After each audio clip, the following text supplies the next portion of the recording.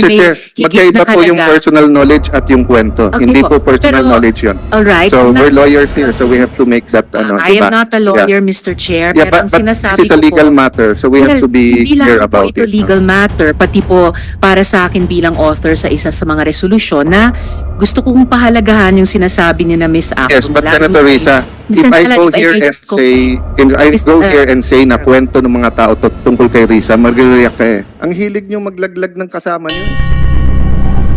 Pwedeng Mr. Chair, chismis or hearsay ang gagawin natin dito. Doon ako pinaka No, I'll go there if you So, allow me Chair, after Mr. Hernandez. Babalikan ko sila. Na-interrupt kasi yung trend ng pagtatanong ko sa kanila. I am sorry about that. But 1 minute suspension. Senator Alan, ako po'y manunulat din at broadcast at the same time. Excuse me, sir. Excuse me. Bago kayo gumawa ng expose, dapat tinatawagan nyo muna para doon sa pagsusulat nyo, nakabalas na. At doon, bahala na yung readers kung sinong paniniwalaan. Yusek Olalia, magkaibigan tayo ha. Ilan doon ay chismis lang na napakinggan mo lang. Hindi alam ni Yusek na wala silang senior official doon. Kaya nagkaganito. Kaya sila lumabas dahil nakita nila si Conjan Cato na nandun sa usapang OFW, so nakipag-contact sa amin yung mga nabiktima, and that's how we started it. And then we tried to call Conjan Cato para sagutin nga ito at i-endorse yung mga complaint. Ayaw niya magsalita. So that's the story, Your Honor. No, that's your story. That's the real story, Your Honor. That's one side of the story. No, That's Your Honor, story. that's the real story. You know, kahit magpalakasan tayo ng buwan dito. Warn you, you don't have the right to raise your voice in this hearing. You don't have the right. Wala kayong karapatan na magtaas ng boses dito. Ang pwede magtaas ng boses siguro yung nagtatanong sa inyo, pero kayo hindi pwede. I was just for kung ano tama. Okay. Kasi magkakaibigan tayo. Yes. Mas kaibigan ko kayo kaysa kay former speaker. Gusto ko lang, kung may pinirmahan gentleman's agreement, let us be gentlemen. At least ngayon may prinsipyo ka na. Dati naman eh. First, because ang target is our national treasures, the OFW. Hirap na sila, tapos ganito pa nangyayari. And just for a background, Mr. Chair, marami kasing bansa, pag nawalan ng trabaho yung OFW, they have to go home. Dito na sila kailangan mag-apply. So, nung wala pang Department of Migrant Workers, the DFA was working hard with the host countries na pwede bang may palugid kayong time pag nandyan yung mga OFW para hindi na nila kailangang umuwi. Makahanap sila ng trabaho. Ang problema, dun ngayon pumasok yung scam. So may mga bansa na maluwag sila sa Pilipino na hindi pinapauwi right away, may mga nag-iimbento that they can, for money, get them jobs. Okay.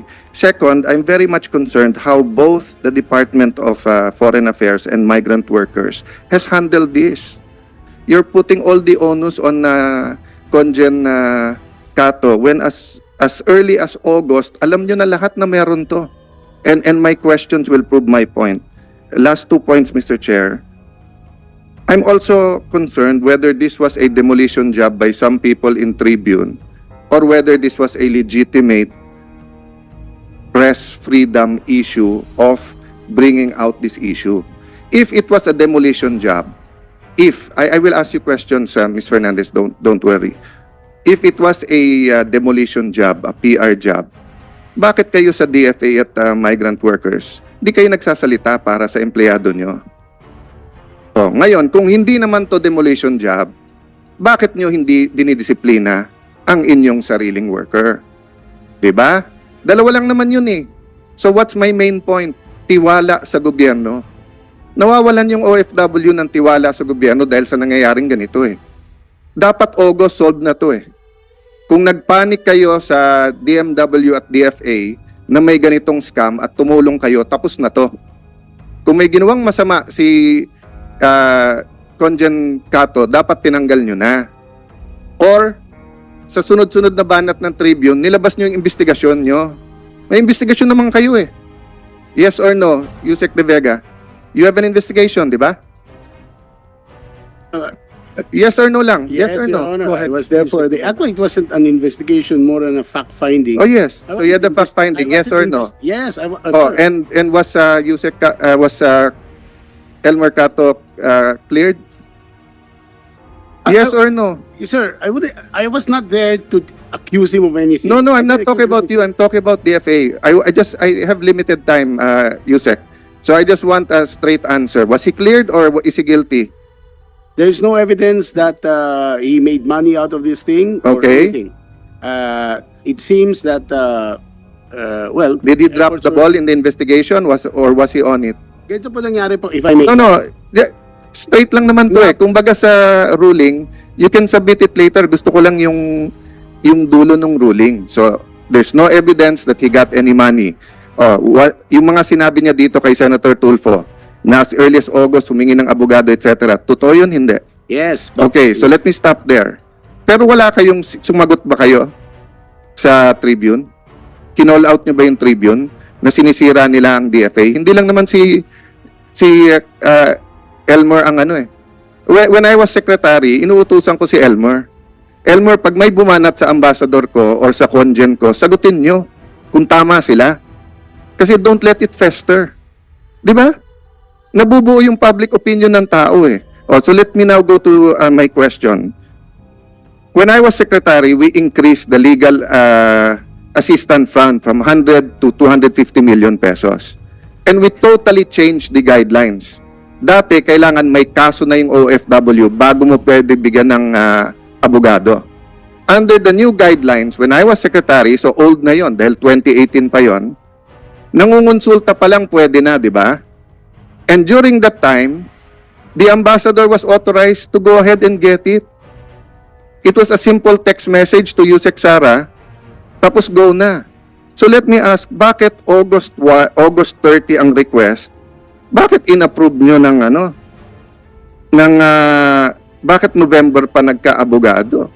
And this is, let me, preliminary question to that. Trabaho ba ng DMW ngayon yan o trabaho ng DFA? Yung magbigay ng abogado. Kaninong trabaho yon? Go ahead, answer, Mr. Yusek De Vega. yes, sir. Technically, dahil OFW sila, dapat sa DMW. Okay, But- DMW, bakit hindi nyo binigyan ng abogado? Ni-requestan kayo ang aga-aga pa, August 30. Your Honor, meron po. Meron po kaming hinire na abogado sa Italy at meron na po silang abogado. What date, sir? The very first time we came to know of the incident, a fact-finding team was sent there and the fact-finding members hired a lawyer immediately. Your When, sir? When? Tapos pinagbibintang na, ba't ang tagal ng abogado? Ang tagal ng report eh.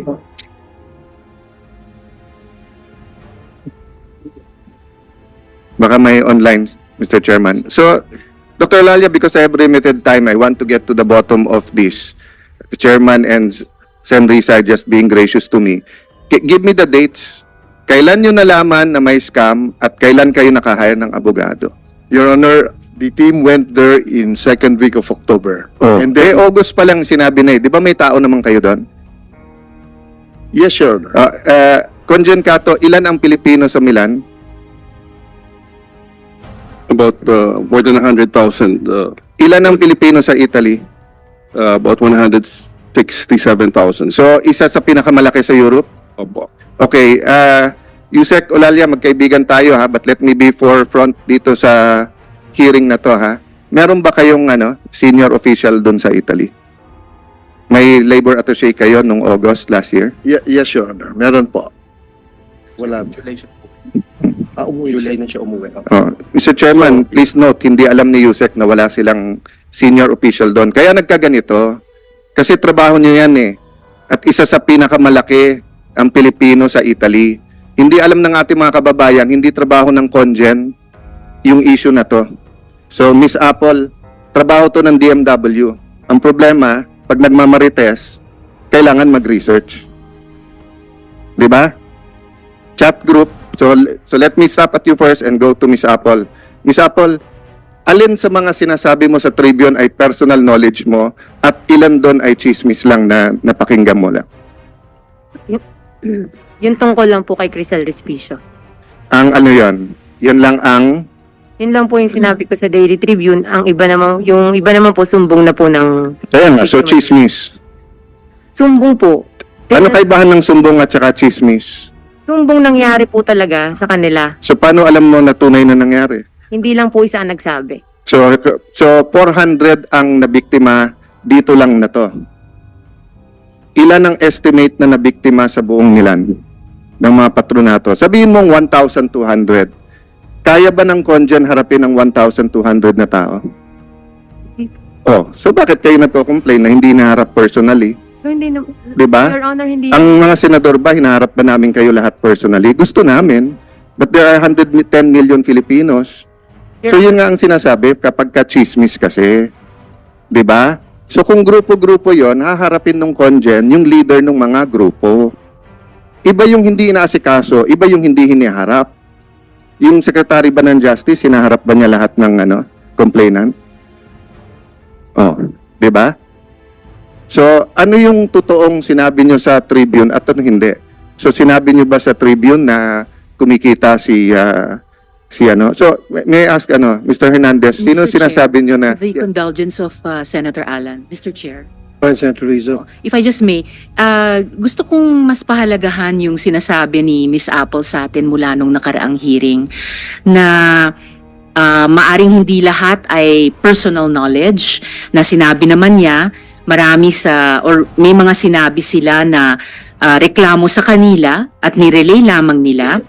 Pero ito po ay yung marami din ay masasabi nating personal knowledge na karanasan niya sa either sa sarili niya or sa mga kababayan sa Milan na nagkwento sa kanya. So, ito po Mr. may Chair, higit magkaiba na po yung halaga. personal knowledge at yung kwento. Okay Hindi po. po personal Pero, knowledge yun. Alright. So, I'm not we're lawyers here, so we have to make that, I diba? am not a lawyer, Mr. Chair, Yeah, pero ang but sinasabi this is a ko legal po, matter, so we have to be hindi clear lang po about ito it. legal matter, pati po para sa akin bilang author sa isa sa mga resolusyon na gusto kong pahalagahan yung sinasabi ni na Miss Apple. Yes, but mula Senator nung- Risa, Miss if I Alan, go if I here may and just go- say, here and say na kwento ng mga tao tungkol kay Risa, mag-react ka eh. Mr. Chair, Career to ng mga taga-DFA, hindi Mr. pwedeng Chair, chismis or hearsay ang gagawin natin dito. Doon ako No, I'll go there if you So, allow me Chair, after Mr. Hernandez. i- Babalikan hindi, ko sila. Na-interrupt kasi yung trend ng pagtatanong ko sa kanila. I am Hindi sorry kayo about that. interrupt eh. But, 1 minute suspension? Mr.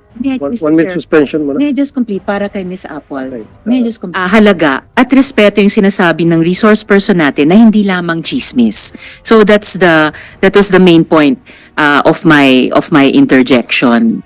Thank you, I'm sorry Mr. for that, Chair. Madam Chair. I'm zealous you, about PFA and Sen. GMC. Alan. I'm sorry for that.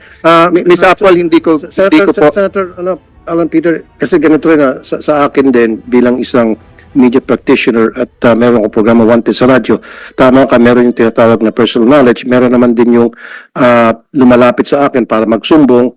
I don't have personal knowledge of their experience kasi wala naman ako doon. Pero I took their word for it because pumunta sila sa akin, nagsasabi na sila ay nasaktan ni so-and-so at nagpapakita ng mga dokumento. So yun ay valid sa amin. Ang kaibahan, Mr. Chair, ikaw, tatawagan mo yung opisyal, tatanungin mo siya. So, kung mo, nagsumbong ako sa iyo, Sir Tulfo, mukhang kumikita na si El Mercato, hindi niya inuupuan. Tatawagan niyo po siya. Kung mukhang guilty, didiinan niyo po siya. Pag hindi, hindi. Correct. Eto po, meron na writings of a hatchet job, which by the way, Mr. Chair, that's what I want to go to. But I will tell Miss Apple nga na hindi ko minamaliit yung experience OFW malasakit mo. I'm just putting it together with what happened sa Tribune. If you give me lang a few questions, Mr. Chair, I'll prove my point, no? Pero hindi ko minamaliit yung inyong, in fact, I thank you for coming forward kasi nakakatulong to sa mga taga-Milan. I thank you for having time for a chat group. Sinasabi ko lang, kung 5 na nabasa mo ay totoo, pagka yung 1 o 2 hindi mo sure at sinabi mo sa dyaryo, naapektuhan yung buong testimony mo. So kung may magsumbong kay Chairman Tulfo, inaapi yung 300 OFW at mukhang totoo yun, isumbong mo. Sinabi, Mr. Chairman, kinunan ng tigpa 500 yung mga OFW. Totoo yun, sumbong mo. Pero sinabi, Mr. Chairman, yung DFA Secretary, inupuan. Yung migrant workers, inupuan. Si ganito, inupuan. Tapos pag tinanong ka, paano mo alam inupuan? Sinabi lang po nila. Pero sinabi naman po nung iba, hinarap sila. Nadadamage yung testimony mo eh. Diba? So, but let me go to Mr. Hernandez. No? Mr. Hernandez, so when you made those articles about Mr. Cato, no, sinong kino-quote mo sa mga natin dito ngayon? There were several po na Those present now. from those present, Enrico, Vanessa, So, ang kinote mo sa kanila, Jeffrey. which specific ang kinote mo sa kanila? Na kumikita na siya, inuupuan niya, or what? Wala dun sa walang kumikita. Yung inuupuan quote dun sa yung Alpha 400 na yung story, yung Recall Kato, meron dun Yeah. So you came out with a series of articles yes po. basically condemning na Conjen Kato. No, I was not condemning Conjen Kato. So when you say alisin na siya dahil revamp, when you say na mukhang guilty kasama na and everything ganun, that's not condemning. It was quoted, sir, dito sa sa articles. Sa Alpha Hindi naman 400. tayo pinanganak kahapon eh. Kahit naman mag-quote ka nung iba eh. Kung 10 ang pwede ko i-quote dito at yung kinote kong isa, dapat mag-resign na si Mr. Fernandez dahil hatchet job ang Tribune. And then I published that. Diba? I cannot now say that hindi tira yon, hindi ano yon. Diba? Yung it's how you latag the news, paano nyo i-angle yung news. So let me clarify Ms. Fernandez. Who broke the news? Kayo or si Yusek? Kasi si Conjen, iba yung nasa transcript eh. Sa transcript, you interviewed him sa earthquake lang and then found out about the scam later on. Correct. Sa kanya, ang sinabi niya na sa interview, siya ang naglabas ng scam. In-interview namin siya noong September 7 para pag-usapan yung tungkol sa earthquake. If you will allow it, Your Honor, meron kami dalang video dito para maipakita sana yung interview ni Conjen Kato where he also broke there. Tinanong kasi yung tungkol, may sinabi siyang 400.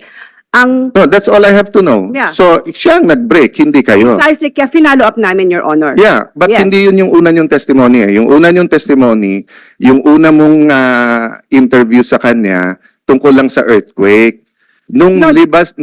Let me finish please. Go ahead. Nung nilabas nyo na yung tungkol sa scam sa Milan, hindi nyo na siya mahuli. That's hindi, correct. But that's not what happened. What happened was, in your first interview, siya ang naglabas na meron and then off the air, sinabi niya sa iyo, ma'am, pasensya na hindi ko mabibigay yung details kasi under investigation to.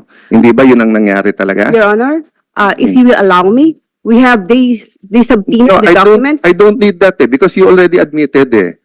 Ang tanong ko lang naman is, in your first interview, did he already bring up the scam or not? You already said he brought it up. He did, but I did not interview him. It's Alan and Mr. John Yes. Dodson. Yes.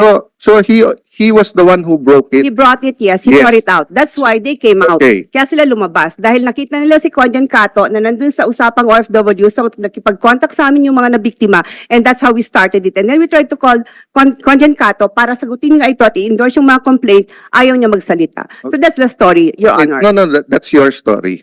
That's the No, real that- story, Your No, Honor. that's one side of the story. No, That's Your your Honor, story. that's the real story.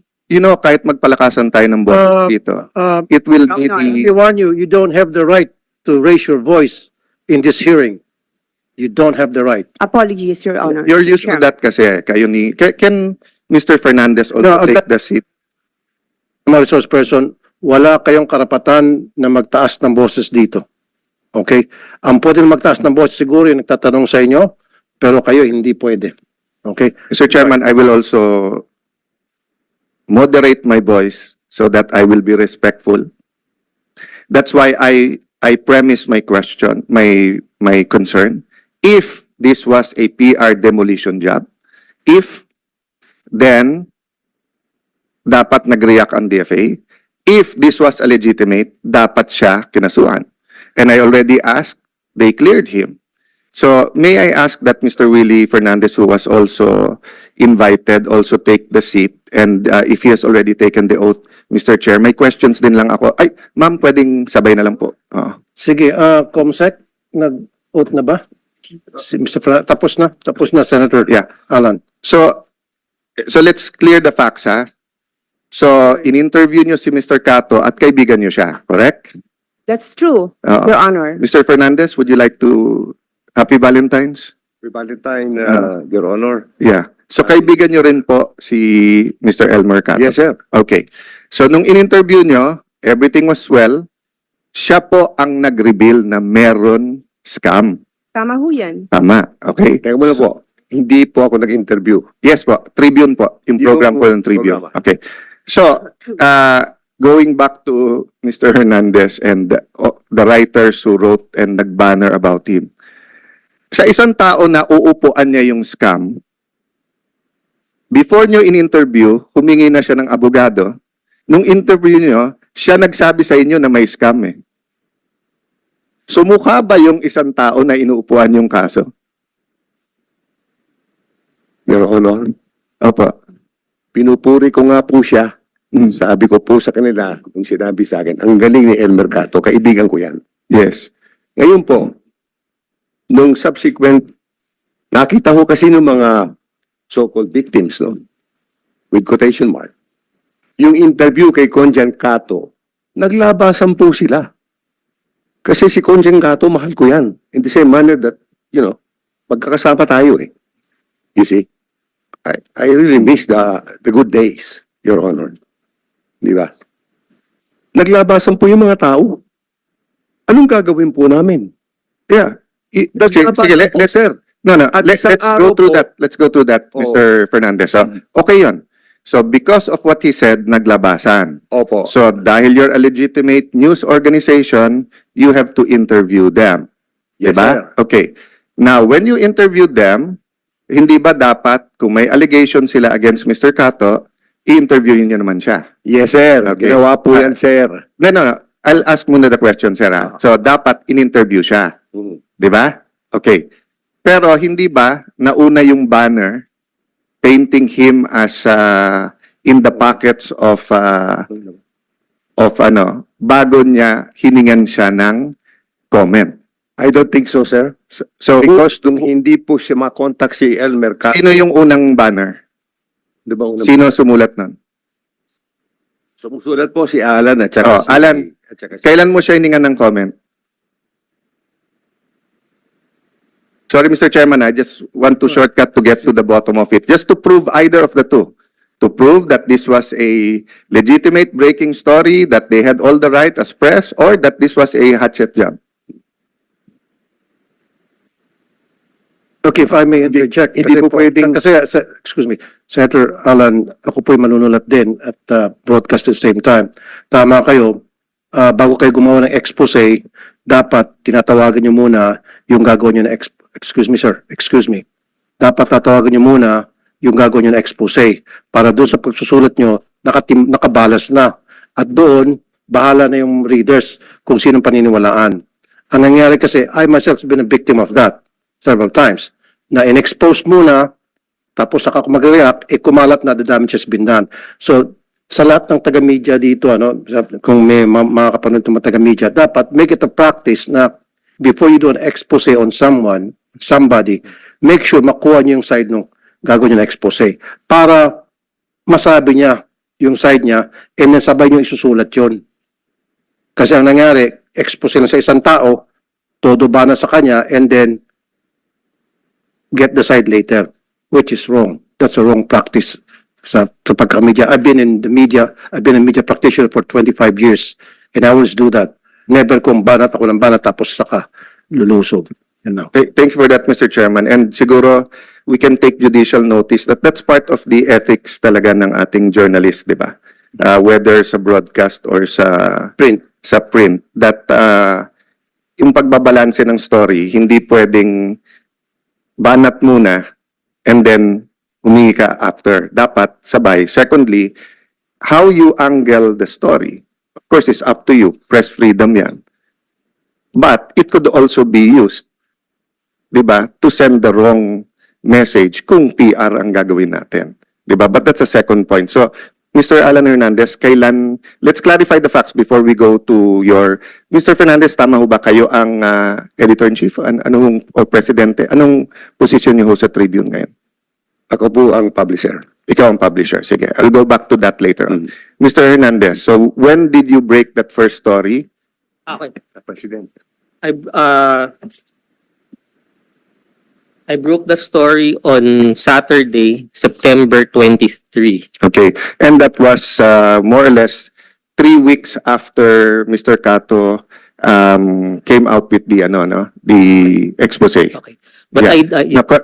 Answer my questions muna. Yes, sir. That was about 3 weeks after yung interview sa kanya. 2 weeks, 3 weeks. Kailan ang interview mo? September 7. September 7. And you were aware of the September 7 interview? Yes, sir, because Yeah. I was the one who interviewed him. Yeah, with and you John. told him you're going to write about it, but you never wrote about it for 2 weeks, di ba? Na yes or no lang. I mean, madali lang to eh. Mr. Willie, personal knowledge to ni Alan, so Yes. please don't coach him. Yes, I was never. So after the interview, di ba, sinabihan mo si Mr. Cato na, sir, magandang storya to, susulat ko to. Di ba? Yes, Your Honor. Oh, but you didn't write about it for 2 weeks. Yes, Your Honor. Oh, so, but you didn't think it was a legitimate story that hundreds of Filipinos were already being scammed? Yes, I knew it was a Yeah, so but you didn't write about it for 2 weeks. You waited na may lumabas na complainants, then you angled the story again. No, Your Honor, we did not wait. Oh, so what did you do for 2 weeks? We continued with our we continued with our. Yeah, you never wrote about it. I did not. I Yeah, was not for 2 able to weeks write you did not. Diba? Oh, kasi sabi niyo public service to, Tribune is a ganito, ganyan, but you never wrote about it for 2 weeks. So because when so when you finally let's so when you finally wrote about it, the story was not the scam.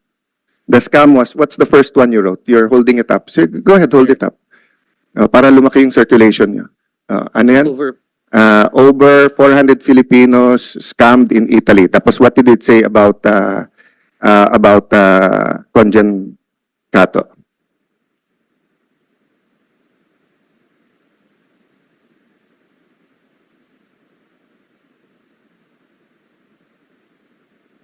Meron na dyan statement about him or wala? in an early interview with Usapang OFW, Philippine Consul General to Milan, Elmer Cato, confirmed cases of Filipinos being recruited Yeah. illegally into the country. So yan pa lang yung una. After 2 weeks, okay? So after 2 weeks, yan pa lang sinulat mo. Ano yung next na lumabas na banner din? But more or less, ano yung... So when did you start hitting... when did the banner start being negative kay Conjen Cato? Ano yung first niyong ganun?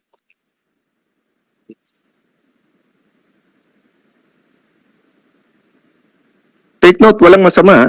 If he did something bad, you should expose it.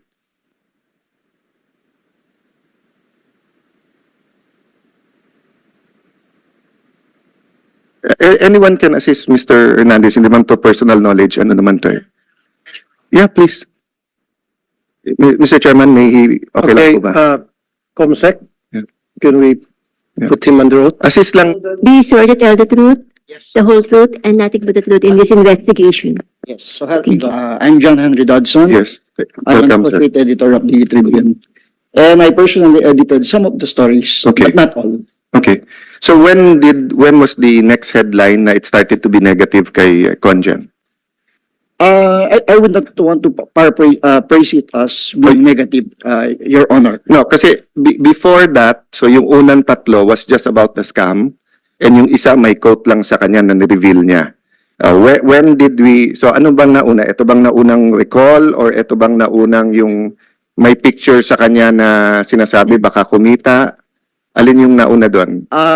Help me out na para hindi na tayo Yes, paikot-ikot. we will Alam just niyo naman check kung ano the ibig ko dates, sabihin eh. Alan. Mm. With regards to the dates, Alan can... Yeah. So Mr. Alan, yun bang Oh. ganda pa naman pangalan mo. So, Your Honor, we have a issue on September 27, Wednesday, where we had as our banner ties that bind Okay. Consulate Alpha Scam. So Bear. you wrote that, sir? Yes, Your Honor. Okay. When did you call him na lalabas yan? Okay. Did you call him the day before? Did you call him the night before? Did you call him 2 days before? No, I did not call him, sir. Oh, so my point, Mr. Chairman. So siya nag-reveal, nakatatlong article na maganda, pero nung nakakuha ng juicy na sinasabing kasama siya sa scam, hindi man lang siya tinawagan. Nilabas na nila. Pinon page na nila. Ma'am, let me finish, Mr. Alan, kasi siya may personal knowledge nito eh. Okay. So what was the next one? September 20.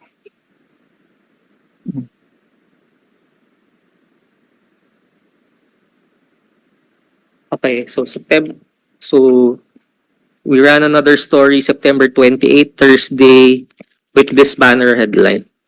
Okay. And then what did you say there about Mr. Cato? Okay, so in the caption, photos obtained by the Tribune shows Philippine Embassy to Italy Consul General El Mercato with Alpha Assistenza co-CEOs Crisel Respicio and Frederick Dotar. Okay. So, and did you again ask El Mercato? No. Okay. No, again. No. So, second time na inupakan nyo, you don't even ask him come. Okay. Thirdly, if you read those two newspapers, does it simply say na magkatabi sa picture or it gives you an impression na magka-close and magkakuntsaba sila? Magkaiba kasi yun eh. If you show me with a picture with President Pinoy, President Duterte, President Ramos, and say nothing, then the picture speaks for itself. But if you show me, halimbawa, a picture with Hitler and then say killers together, then it gives the impression to people na killer din ako, di ba?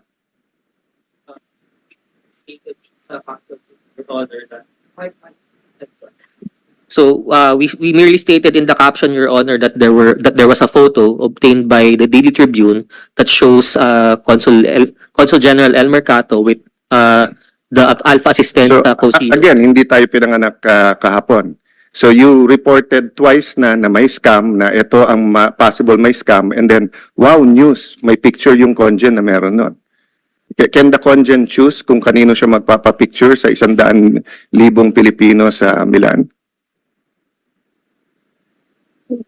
Your Honor. Hindi, di ba? Oh, so you do not think that it was worth a comment? So I'll ask my last question so that I can give up my time. For me, wala akong nakikita masama kung ipopost nila yung picture ni I agree, Cato Mr. Chair. with the owners of Alpha, was it Alpha? Yes. Assistenza, as long as tama yung caption. Yes, as long as tama yung caption, Mr. Chair. Pero pag pinapalabas na magkakuntsaba, and then hindi man lang siya hiningan ng comment, that's what I'm trying I to didn't see that article. Anong nakalagay po doon sa article na yun with the photos of Mr. Cato and the owners of The first one, the first one. Assistenza? What did the Ties caption say? that bind. Okay, so the context of this article, Your Honor, was that Alpha Assistenza sponsored the Independence Day celebration in Milan, and we also got from one of our sources a photo that Crisel was supposedly showing to what would be victims. That in the caption of the photo, nakalagay doon, nandito tatay ko. This was the particular picture was the one in sa car with the sa car photo. Okay, Mr. Cato, totoo ba na in-sponsor po ng Alpha Assistenza yung affair ng The, opisina nyo? Mr. Chair, the celebration of Independence Day the celebration of the 125th anniversary of Philippine independence was sponsored by a number of companies. Alpha Assistenza was just one. And So tama yon. it was the Kalayaan Organizing Committee of the Filipino community No, that tanda was po, sir. responsible. Okay, so tama yon na isa sa mga sponsor. Isa lang po, ng hindi po siya Assistenza. yung main sponsor, isa lang po siya sa maraming sponsors. Mr. Chairman, I was actually going to go to that. Go ahead. Thank you. Senator. So, Mr. Alan Hernandez, nung sinabing siya nag-sponsor nandun sa picture, di ba? Tinanong mo ba kung sino pa yung ibang sponsors? At tinanong mo ba kung sino ang nag-a-approve ng sponsors? No, Your Honor. As to today, do you know who approves the sponsors? No, Your Honor. It's the NGO in Italy, it's not the Congen who approves the sponsors. Di ba? So, is that a practice ng journalist na hindi magtanong? You will just assume? We were constantly reaching out to Oh, so, Conjen Cato. no, you just admitted to me that before that you didn't reach out eh. Bumalik ka na, you reached out after na. Ma'am, please don't coach him. You're pointing to the paper, then kukunin niya yung paper eh. We can review the video eh. Pabayaan niyo siya magsalita. No, magaling ang mga alan. Kaya nilang magsalita ng sarili nila. So I submitted to the Senate our exchange dun sa messenger. Yeah, but you've been telling me nga eh, na until those two articles na sinimulan mo na i-paint siya na nasa bulsa nung scammer, hindi mo siya tinatanong. And hindi lang naman siya source mo, di ba? Pwede kang tumawag sa DFA, pwede kang tumawag sa mga NGO sa Milan, pwede kang mag-check, di ba? Tinanong kita hindi ka nag-check. So, ibig sabihin, pag hindi ka nag-check, may gusto ka ng storya. Di ba? Oh, yes or no? Gusto mo na yung storya na yun eh. No, No, Wow. then why didn't you ask yeah, questions well, first? well, of course, before I write the story and then I confirm it by editors before we publish it. Your editor is another question. So kung palpak sila na hindi nila tinanong ikaw, kasi kung ako editor mo, yun ang una kong tatanungin sa'yo, I'll go to you, sir. I'll go to you later. But he just admitted in front of you na hindi siya nagtatanong, hindi siya humingi, tapos tuloy-tuloy yung ganito. This is Department of Foreign Affairs, ha? Mukha ng, hindi si Elmer Cato pinag-uusapan natin dito. Ang pinag-uusapan natin dito, mukha ng Pilipinas sa ibang bansa. Okay, last two questions sa'yo, das I have a question for Mr. Fernandez again. Alan, sino ang top guy natin sa Italy? Oh, it's the ambassador. So, can you repeat your answer? You have no idea. Okay, I'm informing you now, it's the ambassador. The congen is under the ambassador. Okay? So, did you think of calling the ambassador? No, don't No, I'm look sorry. at your editors, etc. Ikaw ang tinatanong ko eh. So when I was writing it, I was not able to reach out to the ambassador, Your Honor. Yeah. And kung merong scam, and meron ambassador sa bansa na yon, ang in charge dito hindi yung congen. Kaya ako galit sa DFA. Ang hilig nyo maglaglag ng kasama nyo eh. Kahit nung nandun ako, ganun eh. Pagka negative yung report, pagka kabatch, pagtatakpan. Pagka hindi ka kabatch, ilalaglag na. Takot masyado sa media. Tayuan nyo naman pag tama yung mga tao nyo. Di ba? Can you imagine, may storya kang ganito kalaki, hindi man lang tinawagan yung ambassador. So, dito sa Senate, kung may problema sa mga senador, okay na sa'yo kausapin yung Sergeant at Arms. No. So, kung may problema kay Alan Cayetano, okay lang sa'yo, Chief of Staff ko na lang kausapin mo.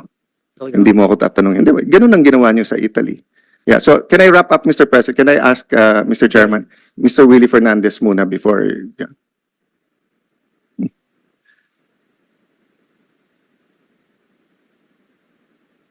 Sir, question lang ha, just to clear the air, and I don't like talking behind people's back. And yan. So do you have any interest in recruitment? And Your Honor. Did you or any of your relatives have None, Your recruitment? Honor. Wala. Okay. So just so that clear, ha? You don't have any interest in Italy. I have not visited Italy for Okay. the last 20 years. Yeah. So ako harapan kasi ako magtanong para diretso. Okay, but you do run a PR company. That's right, Your Honor. Yeah. So you are a PR, public relations Yes, Your Honor. practitioner. Yes. So wala bang conflict na ikaw ay PR and then ikaw ay publisher? Sir, No, no. nung Answer my question. nung ako ay naging publisher or presidente ko actually, no? Ako po'y huminto ng PR. Pag may lumalapit sa akin pa-PR, ang ginagawa ko, kinukuha ko dokumento, pinapublish namin free of charge. So when was this, sir? When did you stop being a PR? More than 5 years ago. That's not true because during Duterte's time, I know for a fact you were active as a PR. So you were a PR while you were a publisher. I know for a fact. No. I was not a PR, sir. I was just like when you run for the vice presidency, I was helping you.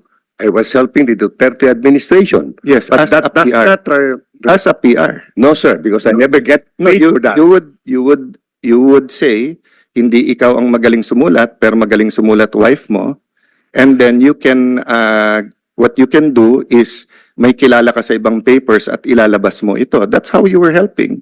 'Di ba? You're not a policy guy, you're not a political guy, you're a PR. Sir, No, ikaw nag-bring up, hindi ako eh. Sabi mo, I- tinulungan mo ako nung I am vice president ako. Yes. Kasama din tayo sa Villar campaign. Kaya tinanong kita, sabi mo kasi 5 years. Mm. So sabi ko kung 5 years, mukhang mali. Kasi wala pang 2 years si President Bongbong eh. 'Di ba? Okay. Nung speaker ako, nagpi-PR ka na eh. Marami kang klienteng PR eh. 'Di ba Sir. the former speaker was also your client? He was never my client. Tinutulungan mo lang. No, sir. I was just for kung ano tama. Okay. Kasi magkakaibigan tayo, Yes. mas kaibigan ko kayo kaysa kay former speaker, Yes. pero ako bilang tayo nananalangin ng sabay, gusto ko lang, kung may pinirmahan gentleman's agreement, let us be gentlemen. That's all, nothing personal. Very good. You At see? least ngayon may prinsipyo ka na. Dati naman eh. Oh, dati naman. Sige. So, let's go back to Dati the naman issue. your auto. Let's go to the issue. The issue Yes, sir. is, hindi ka pwedeng publisher at PR din because may conflict yon. And you were telling me under oath na hindi ka PR. Pero I know for a fact nagpi-PR ka during that time. Ma'am, wag na kayo mag-coach. Alam ko naman kayo ang brains behind the outfit eh. Pero you don't have to, your husband can stand for himself. Kita mo, ang daming gustong sabihin eh. Diba? So, the reason, so answer this question. When you called and berated Conjen Cato, pinagalitan mo siya, di ba? Sabi mo, hindi siya sumasagot. That's not berating. It's because he, sir, Your Honor, let me Yeah. correct. I Okay, did not go berate ahead him. In fact, the records would show No, kayo na po magkwento, wag Yeah. na yung record. So, tinawagan niyo siya. umabot ng 17 o 19 minuto. 19 minutes. Yes, kasi magkakilala kayo. Magkakilala kami. Pero anong sabi tono ko- niyo sa kanya? Ang sabi ko sa Anong kanya, tono niyo sa kanya, sir? pare, sabi ko ganyan, bakit ka naman hindi sumasagot? Oh, ano sagot niya sa iyo? Sabi niya, Sumasagot siya. Hindi, wala akong natatanggap. Natawag. Oo. Sabi ko, pare, mayroong problema dito. Tapos meron kami mga bantering of some sort. Kaibigan ko siya. Nagkita nga kami ngayon. Sabi ko, oy pare, mahal pa rin kita. Magkakaibigan tayo because I always remember the good things together. You have a weird way of loving people eh. Tinitira mo yung mga taong mahal mo eh. That's not No, that's true. That happened to Lauren Legarda. That happened to me. I That happened to many of your friends. fair. I beg to disagree. No. It was not I who Let's not go hindi there. ako tumira kay Let's Lauren not go Legarda. there. I was just reacting to you. You're under oath. Alam Yes, natin sir. yan. No. You're under oath, Mr. Chair.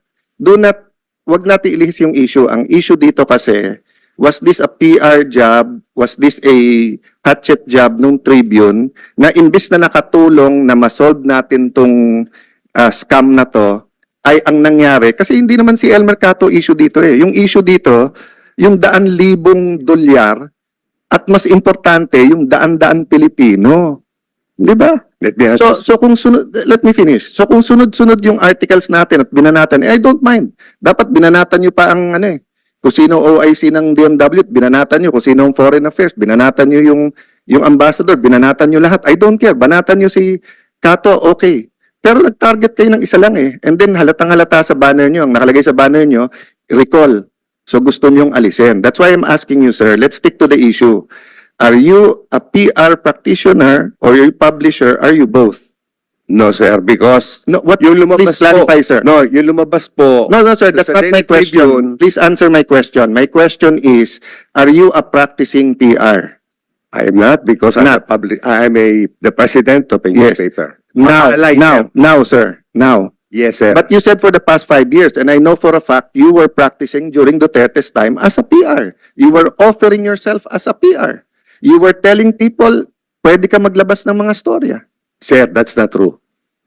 Hindi po ako nag-o-offer ng serbisyo ko. Sila po ang lumalapit sa akin in all humility. Okay. Then thank you, Mr. Chair. Inamin din niya. Ang kaibahan lang, hindi niya inoffer, siya ang nilalapitan.